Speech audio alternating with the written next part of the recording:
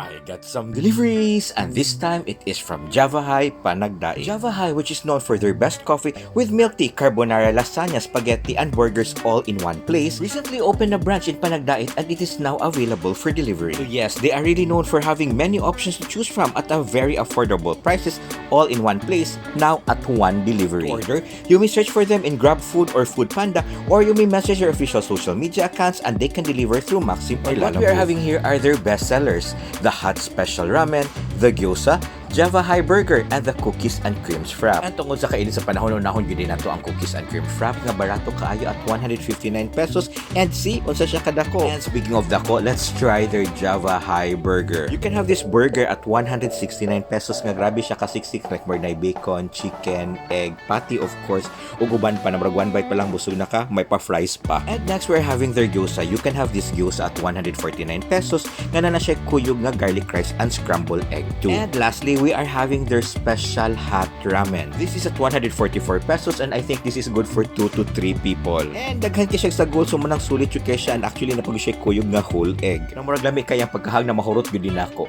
But then again guys, always remember to eat in proper proportions and to brush your teeth after eating. And lastly, to follow me on all my social media accounts, and let us continue to stay safe, stay healthy, and just keep smiling. Bye-bye!